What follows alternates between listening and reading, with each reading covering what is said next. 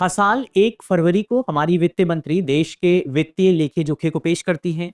यानी वित्त मंत्री बजट को पेश करती हैं। लेकिन क्या आप जानते हैं कि बजट को पेश करने से पहले हमारी संसद में एक और डॉक्यूमेंट पेश किया जाता है।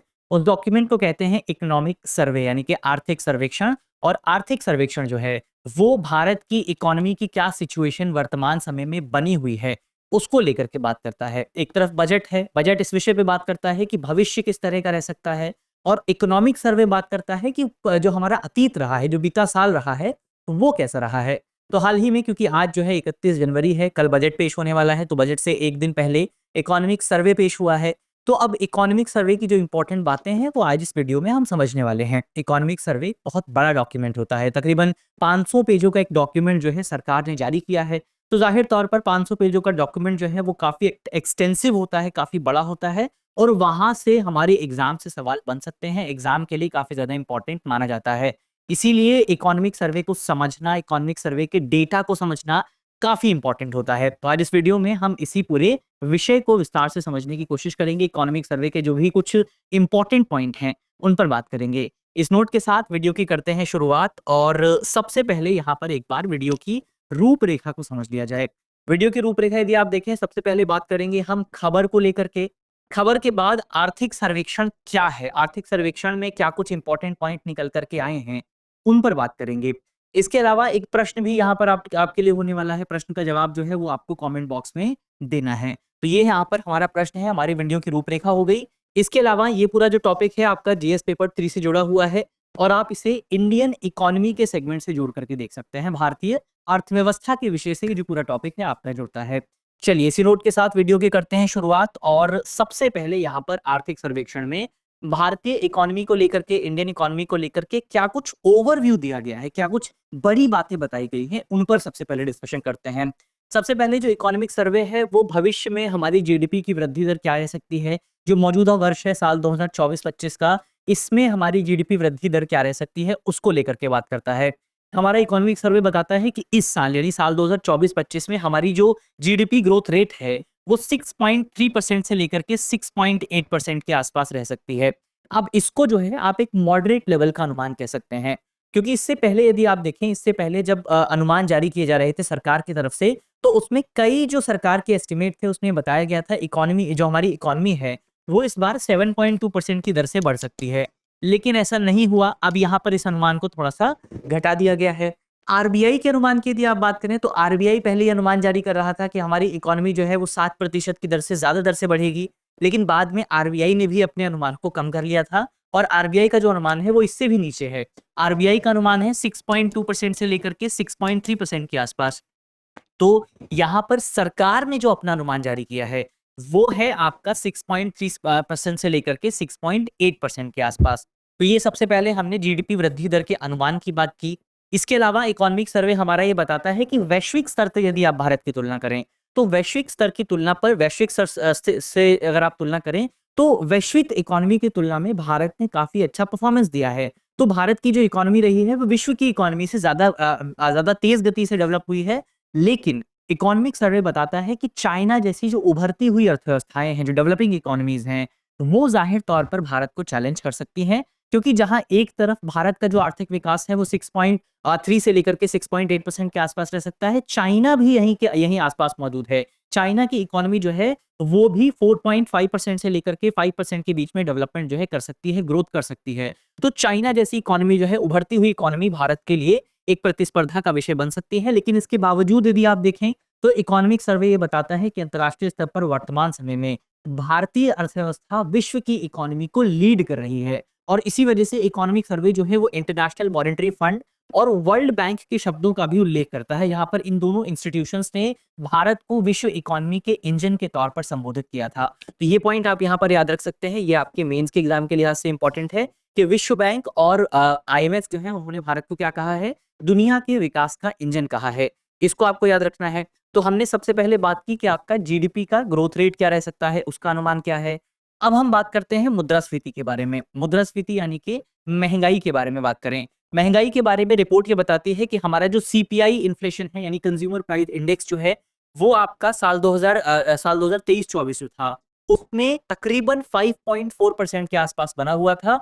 और ये मौजूदा वित्त वर्ष में यानी कि 2024-25 में घट करके 4.9% के आसपास पहुंच सकता है। इसमें यदि आप देखें तो कोर इन्फ्लेशन की प्रमुख भूमिका है। अब सवाल उठता है, यहाँ पर एक थोड़ा सा फैक्ट समझ लेते हैं कि कोर इन्फ्लेशन जो शब्द आया है उसका मतलब क्या है। तो इन्फ्लेशन दरअसल आपके दो तरह के होते हैं, एक होता है आपका हेडलाइन इन्फ्लेशन और दूसरा है आपका कोर इन्फ्लेशन। दोनों में डिफरेंस क्या है? डिफरेंस ये होता है कि जो आपका हेडलाइन इन्फ्लेशन है इसमें सभी चीजों को, ऑल जो आपके प्रोडक्ट्स हैं वो इसमें, या ऑल जो आपके प्रोड्यूस हैं वो इसमें शामिल होते हैं। जबकि अगर आप कोर इन्फ्लेशन की बात करें तो कोर इन्फ्लेशन में दो चीजें शामिल नहीं की जाती। कोर इन्फ्लेशन में आपका क्या शामिल नहीं होता है? कोर इन्फ्लेशन में आपका नॉन फूड इसमें आपका एक तो फूड के प्रोडक्ट को शामिल नहीं किया जाता, जो आपके खाद्य कीमतें हैं और फ्यूल की जो कीमतें हैं इनको शामिल नहीं किया जाता। तो यहां पर आप देखेंगे अब इकोनॉमिक सर्वे क्या कहता है। तो सबसे इंपॉर्टेंट यही है कि पहले आप जो है किसी चीज के बेसिक को समझें, फिर उसके जो एडवांस चीज है उसको समझें। तो हमने यहाँ पर कोर इन्फ्लेशन को समझा। कोर इन्फ्लेशन क्या है? कोर इन्फ्लेशन आपका non food non fuel inflation होता है। अब डेटा को देखें आप, डेटा क्या बताता है? डेटा ये बताता है कि जो यहाँ पर इन्फ्लेशन में गिरावट आ रही है, ये गिरावट कहीं ना कहीं मुद्रा जो आपका कोर इन्फ्लेशन है उससे प्रेरित है। यानी कि आपका फूड इन्फ्लेशन अभी भी एक बड़े चैलेंज के तौर पर आपके सामने बना हुआ है। तो फूड इन्फ्लेशन एक बड़ा चैलेंज है और फ्यूल इन्फ्लेशन एक बड़ा चैलेंज है। जैसा आप यहाँ पर देख भी सकते हैं कि यहाँ पर लिखा हुआ है इकोनॉमिक सर्वे में कि खाद्य मुद्रास्फीति, खासतौर पर आपका सब्जियों में, अनाज में और दूध के उत्पादन में अभी भी बहुत ज्यादा इंस्टेबिलिटी, अभी भी बहुत ज्यादा अस्थिरता जो है वो जारी है। आरबीआई की मॉनेटरी पॉलिसी की यदि आप बात करें, क्योंकि ये जो काम है आपका इन्फ्लेशन को कंट्रोल करने का जो काम है वो किसका है? वो आरबीआई की मॉनेटरी पॉलिसी कमेटी का होता है। और आरबीआई की मॉनेटरी पॉलिसी कमेटी लगातार भारत की इकोनॉमी में मुद्रास्फीति पर नजर बनाए रखे हुए है, लगातार जो डेटा पॉइंट्स हैं उन पर नजर बनाए रखे हुए है और हर 2 महीने में मॉनेटरी पॉलिसी कमेटी की बैठक का आयोजन किया जाता है। पिछले लंबे समय से अगर आप देखें तो लंबे समय से मॉनेटरी पॉलिसी कमेटी ने अपने रेट में कोई भी बदलाव नहीं किया है और हमारा रेपो रेट जो है वो 6.5% पर जो है स्थिर बना हुआ है, लगातार स्थिर बना हुआ है और ब्याज दरों में कटौती की कोई संभावना वर्तमान समय में नजर नहीं आ रही है। जबकि कई एक्सपर्ट्स का ये कहना है, ऐसा इकोनॉमिक सर्वे में नहीं लिखा हुआ है, लेकिन कई एक्सपर्ट्स का ये कहना है कि अब समय आ चुका है कि हम हमारा जो हमारा जो रेपो रेट है उस रेट में कमी करें, उस रेट में गिरावट की जाए ताकि इकोनॉमी को एक पुश मिल सके। तो ये ओवरऑल यहाँ पर हमने मॉनेटरी पॉलिसी कमेटी की बात की। राजकोषीय घाटे की बात करें, फिस्कल डेफिसिट की बात करें, तो हमने कल एक वीडियो पब्लिश की थी अपने चैनल पे जहां पर हमने बजट के जो इंपॉर्टेंट कंपोनेंट होते हैं उसको समझा था। तो अब अगर आप नहीं जानते हैं राजकोषीय घाटा क्या होता है, प्राथमिक घाटा क्या होता है और भी तमाम प्रकार के जो कंपोनेंट हैं, रेवेन्यू रिसिप्ट क्या है, कैपिटल रिसिप्ट क्या है, तो आप कल की जो हमारी वीडियो है बजट पर, उस वीडियो को देख सकते हैं। अब बात करते हैं राजकोषीय घाटे पर। तो राजकोषीय घाटा बेसिकली सरकार जो है राजकोषीय घाटे को नियंत्रित करने की कोशिश कर रही है। लगातार पिछले कई वर्षों से अगर आप देखें, पिछले 2-3 वर्षों से जो आपका राजकोषीय घाटा है वो आपको गिरता हुआ नजर आएगा, कम होता हुआ नजर आएगा और सरकार इसको और ज्यादा कम करने की कोशिश कर रही है। कैसे कम करेगी सरकार? तो इकोनॉमिक सर्वे ये बताता है कि सरकार पूंजीगत व्यय बढ़ा करके, पूंजीगत व्यय यानी कि कैपिटल एक्सपेंडिचर को बढ़ा करके, अब ये शब्द हो सकता है आपको समझ में ना आया हो, तो जब तक आप वो बजट वाली वीडियो नहीं देखेंगे आपको नहीं पता लगेगा कि पूंजीगत व्यय का मतलब क्या होता है। तो एक बार उस वीडियो को देख लीजिएगा, पूंजीगत व्यय आपको समझ में आ जाएगा। तो सरकार क्या कह रही है? सरकार पूंजीगत व्यय को बढ़ाएगी और सामाजिक योजनाओं पर सरकार जो खर्च करती है उसको नियंत्रित किया जाएगा, जिसके माध्यम से हम जो है यहाँ पर अपना जो घाटा है उस घाटे को कम कर सकते हैं। तो अब ये जो सरकार सामाजिक योजनाओं पे खर्च करती है इसको कहा जाता है रेवेन्यू एक्सपेंडिचर। तो सरकार यहाँ पर आप संक्षेप में क्या कह सकते हैं? संक्षेप में आप कह सकते हैं कि सरकार अपने राजकोषीय घाटे को कम करने के लिए कैपिटल एक्सपेंडिचर को बढ़ाने पर जोर देगी और रेवेन्यू एक्सपेंडिचर को कम करने पर जोर देगी। तो ये ओवरऑल हमने सबसे पहले इकोनॉमी की वर्तमान समय में क्या सिचुएशन है उसको समझा। अब एक यहाँ पे ग्राफिक्स अगर आप देखें तो ये दुनिया भर की जो उन्नत अर्थव्यवस्थाएं हैं, जो एडवांस्ड इकोनॉमीज हैं, उनके ग्राफ को आप देख सकते हैं। एडवांस्ड इकोनॉमीज ने एक खास चीज जो आपको देखने को मिलेगी वो ये है कि यहाँ पर आपका जब कोविड-19 महामारी आई थी तो उस दौरान उनके इन्फ्लेशन में आपको बहुत बड़ा स्पाइक देखने को मिला था, बहुत बड़ी वृद्धि देखने को मिली थी। लेकिन कोविड-19 महामारी के बाद यदि आप देखें तो लगभग दुनिया की जो बड़ी अर्थव्यवस्थाएं हैं, जिसमें आपका अमेरिका है, यूके है, इसके अलावा यूरोपियन यूनियन है, जापान है, इन सभी अर्थव्यवस्थाओं में जो इन्फ्लेशन की दर है वो 4% के लेवल से नीचे आ चुकी है। तो यहाँ पर आप कह सकते हैं कि जो आपकी एडवांस इकोनॉमीज हैं उन्होंने इन्फ्लेशन के मामले में अपने आप को काफी ज्यादा बेहतर स्थिति में पाया है। लेकिन अगर हम दुनिया की उभरती अर्थव्यवस्थाओं की बात करें, यानी कि दुनिया की जो इमर्जिंग इकोनॉमीज हैं, डेवलपिंग इकोनॉमीज हैं, उनकी यदि बात करें तो मेक्सिको की सिचुएशन यहाँ पर कंपैरेटिवली थोड़ी सी दिक्कत वाली रही है, क्योंकि मेक्सिको का अगर आप देखेंगे तो कोविड-19 महामारी के दौरान भी मेक्सिको का जो इन्फ्लेशन था, इन्फ्लेशन रेट जो था, वो काफ़ी ज़्यादा बना हुआ था। लेकिन कोविड-19 महामारी के बाद मेक्सिको का जो इन्फ्लेशन रेट है, वो कंपैरेटिवली थोड़ा-सा कम हुआ है। इसके अलावा अगर आप भारत की बात करें, तो भारत में महँगाई की जो दर है, वो जो जब कोविड-19 महामारी आई थी, तो काफ़ी ज़्यादा हो गई थी, लेकिन उसके बाद अगर आप देखें, तो कोविड-19 महामारी के बाद आपको भारत में महँगाई में गिरावट जो है, वो नज़र आ जाएगी। तो ओवरऑल ये कुछ तमाम इम्पोर्टेंट बिंदु हैं, जो कि आपको दुनिया की बड़ी अर्थव्यवस्थाओं में महँगाई को लेकर के देखने को मिले।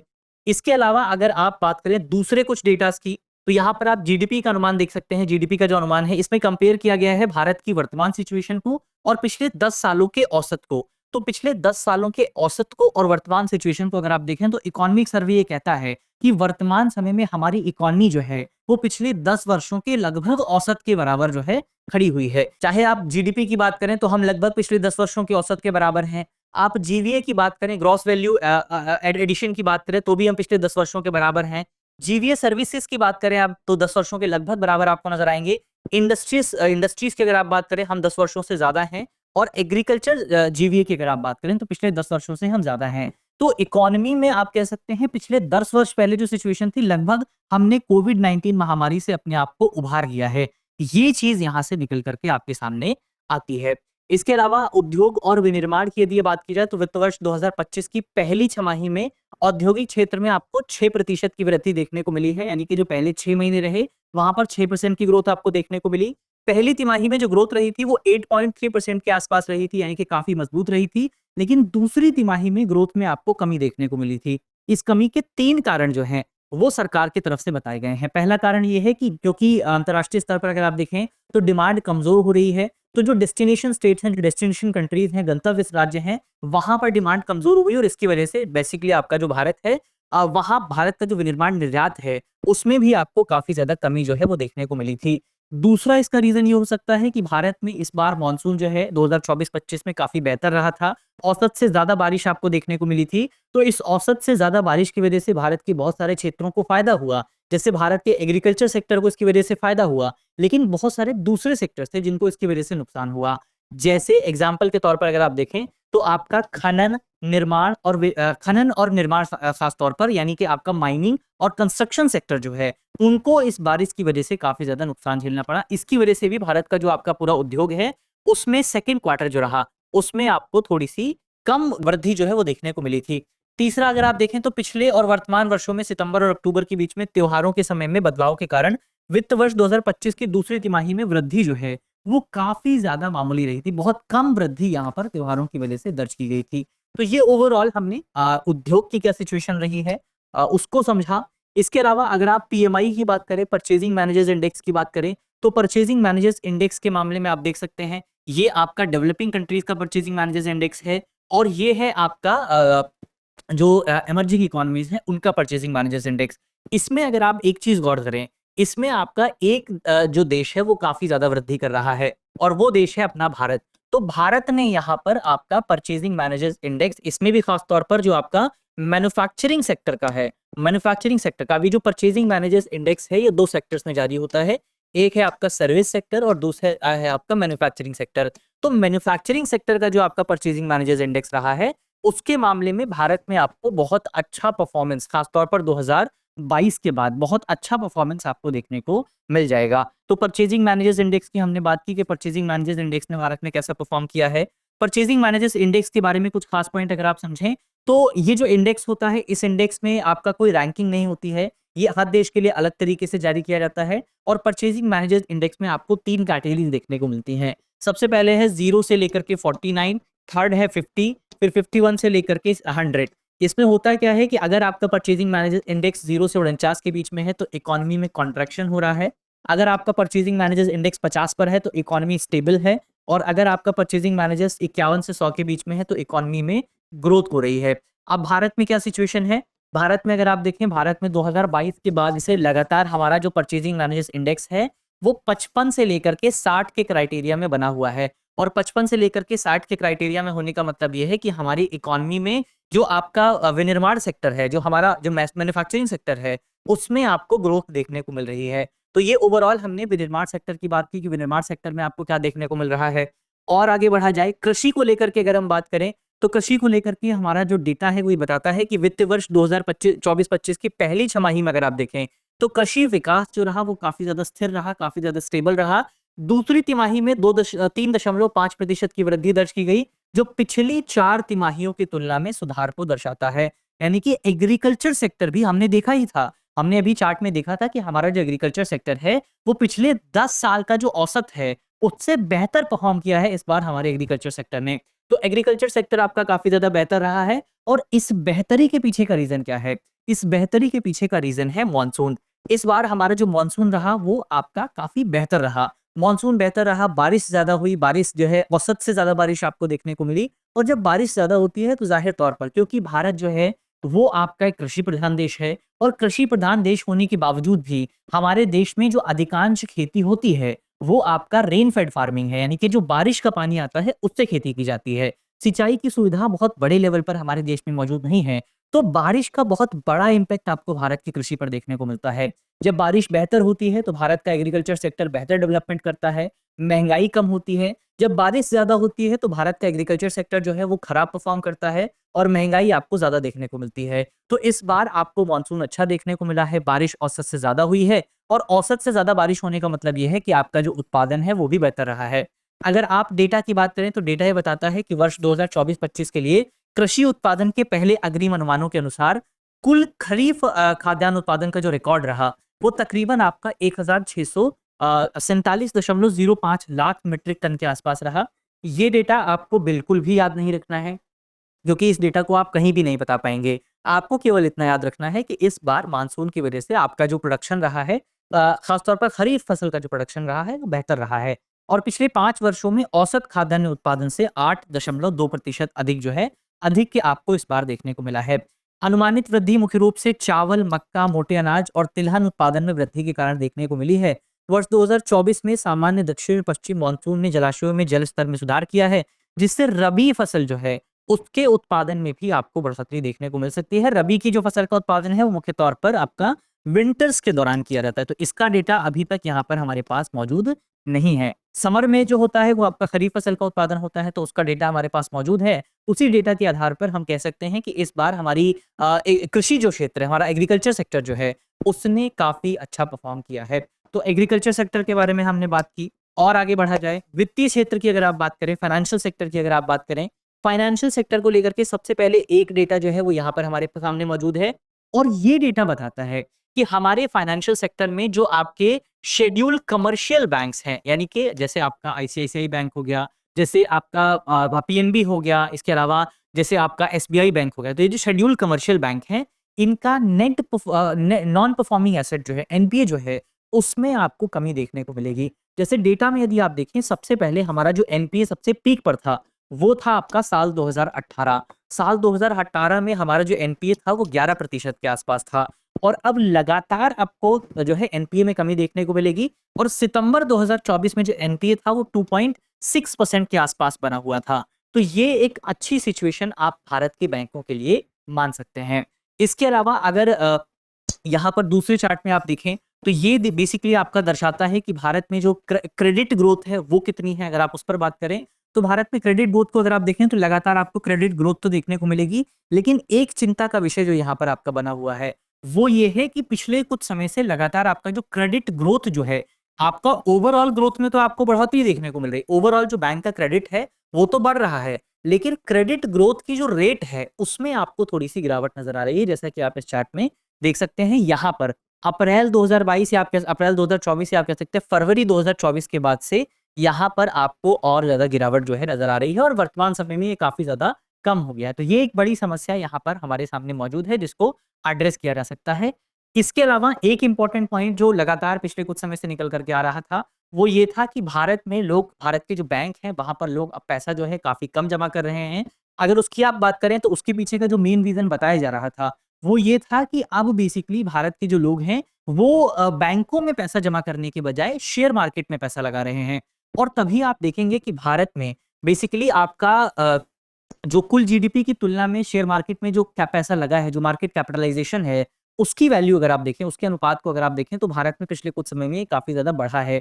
वर्तमान समय में अगर आप देखें दिसंबर 2024 में 136% के आसपास है और भारत इस मामले में आपको दुनिया में तीसरे नंबर पर देखने को मिलेगा। अगर आप GDP to share market capitalization के रेशो को देखें, तो भारत इसमें तीसरे नंबर पर है। पहले नंबर पर आपको अमेरिका मिलेगा, जहां पर आपका जो परसेंटेज है वो 231% के आसपास है। चाइना में 157% के आसपास है और भारत में हमने देख ही लिया कि 136% के आसपास वर्तमान समय में बना हुआ है। तो ये एक अच्छी सिचुएशन आप कह सकते हैं कि भारत में जो लोग हैं वो भारत की इकोनॉमी में ट्रस्ट दिखा रहे हैं, कॉन्फिडेंस दिखा रहे हैं और ज्यादा से ज्यादा पैसा जो है अब आपको शेयर मार्केट में जाता हुआ नजर आ रहा है। तो ये ओवरऑल हमने शेयर मार्केट के डेटा की बात की। अब इसके अलावा अगर आप देखें कि कौन से क्षेत्र में आपको कितना एफडीआई देखने को मिलता है, कहाँ पर आपका ज्यादा इन्वेस्टमेंट है, कहाँ पर जो आपके विदेशी निवेशक हैं वो इन्वेस्ट कर रहे हैं, तो ये आपके कुछ सेक्टर्स हैं जहां पर आपके विदेशी निवेशक जो है वो सबसे ज्यादा इन्वेस्ट कर रहे हैं। विदेशी निवेशक जो है आपका सबसे ज्यादा भारत के कंप्यूटर सॉफ्टवेयर और हार्डवेयर सेक्टर में इन्वेस्ट कर रहे हैं। तो ये काफी ज्यादा इंपॉर्टेंट हो जाता है। फिर आपका ट्रेडिंग सेक्टर है जिस पर 9% आपका एफडीआई देखने को मिला। नॉन कन्वेंशनल एनर्जी है, फिर आपका सीमेंट एंड जिप्सम प्रोडक्ट है, फिर कंस्ट्रक्शन एक्टिविटीज है, इंफ्रास्ट्रक्चर है, इलेक्ट्रिसिटी एनर्जी है, कंसल्टेंसी सर्विस है, ऑटोमोबाइल इंडस्ट्री है, हॉस्पिटैलिटी एंड डायग्नोस्टिक सर्विसेज हैं। तो यहाँ पर आपके जो विदेशी निवेशक हैं वो सबसे ज्यादा इन्वेस्ट करते हुए आपको नजर आ जाएंगे। तो ये ओवरऑल भारत में विदेशी निवेशकों की सिचुएशन क्या है उसको हमने समझा। लेकिन आगे बढ़ने से पहले एक इंपॉर्टेंट सूचना आपके लिए मौजूद है।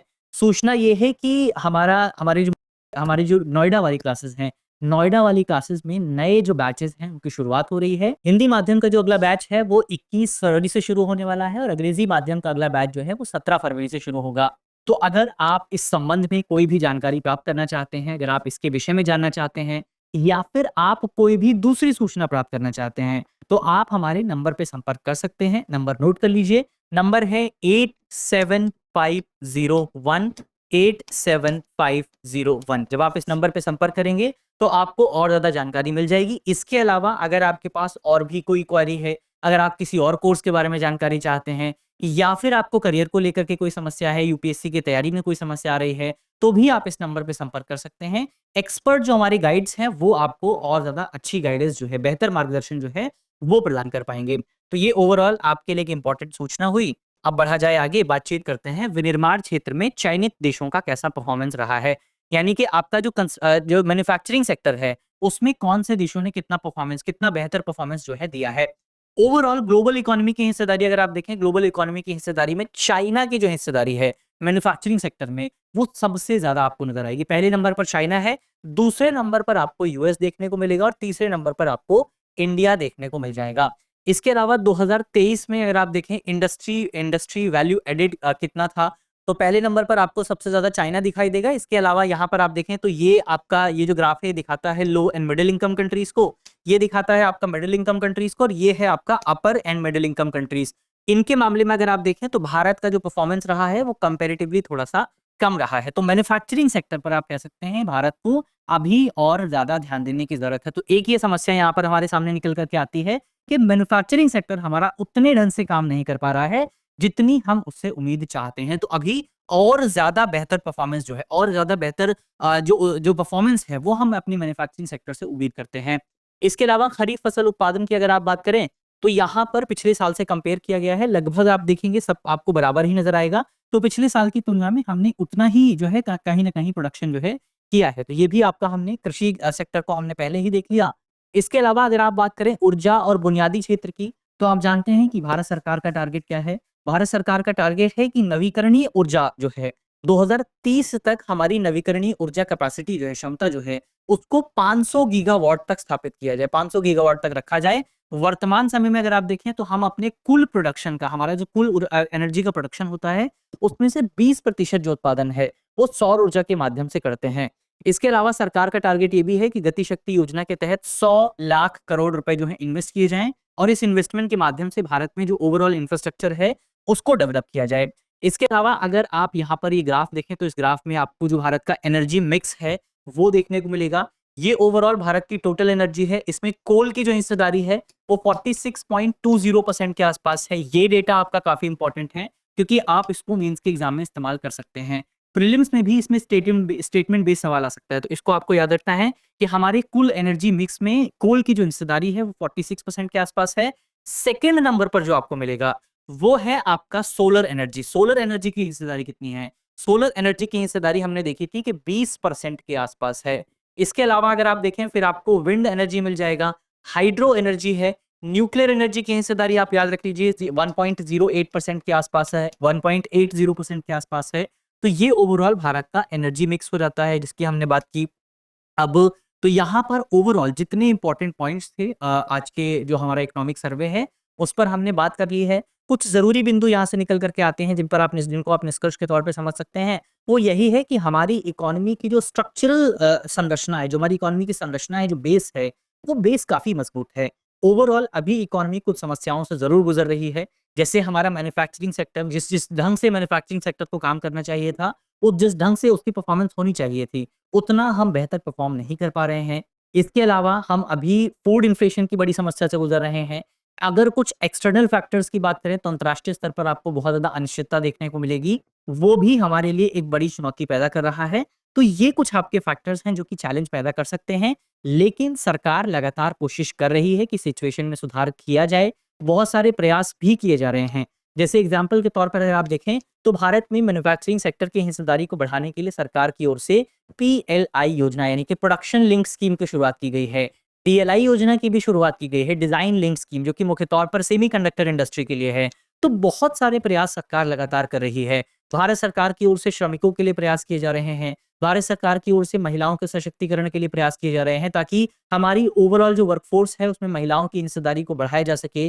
भारत सरकार की तरफ से भारत की इकोनॉमी को डिजिटलाइज करने का प्रयास किया जा रहा है। आप जानते हैं कि भारत में अगर आप पिछले कुछ सालों से भारत को कंपेयर करें, वर्तमान भारत को कंपेयर करें, तो आपको डिजिटल इकोनॉमी की जो पेनिट्रेशन है वो काफी बड़े लेवल पर नजर आएगी। आज से 10-20 साल पहले अगर आप देखें तो भारत में आपको बहुत सीमित लेवल पर जो है इंटरनेट माध्यम का इस्तेमाल होता हुआ नजर आता था। लेकिन वर्तमान समय में आपको लगभग भारत के सभी लोगों के पास एक स्मार्टफोन देखने को मिल जाएगा, जिस स्मार्टफोन में इंटरनेट भी मौजूद है और उसी इंटरनेट का इस्तेमाल जो है हम ऑनलाइन ट्रांजैक्शन के लिए भी कर रहे हैं। तो इसके माध्यम से भारत का जो डिजिटलाइजेशन है, भारत में आपका पेमेंट का जो डिजिटलाइजेशन है, वो भी आपको देखने को मिला है। तो सरकार लगातार कोशिश कर रही है, सरकार की ओर से प्रयास किए जा रहे हैं, लेकिन अभी भी बहुत सारे क्षेत्र हैं जहां पर प्रयास करने की जरूरत है। हमें अपनी जो डिमांड है उस डिमांड को बढ़ाने की जरूरत है। हमें यहाँ पर जोर देना चाहिए कि हमारा जो इन्फ्लेशन सेक्टर है वो बेहतर काम कर सके। हमें अपने फूड इन्फ्लेशन को कंट्रोल करने की जरूरत है। तो ये कुछ प्रयास हैं जो कि सरकार की तरफ से किए जा सकते हैं। अब यहाँ पर हमारा टॉपिक होता है समाप्त। अंत में एक सवाल आपके लिए मौजूद है। सवाल का जवाब आपको कमेंट बॉक्स में देना है। सवाल में आपसे पूछा गया है कि भारत ने किस वर्ष तक नेट जीरो का लक्ष्य अपने लिए निर्धारित किया है। हमारे ऑप्शन है, option A 2050, option B 2060, option C 2070 और ऑप्शन डी 2080। तो इसका सही जवाब क्या होगा वो आपको जल्दी से कमेंट बॉक्स में बताना है।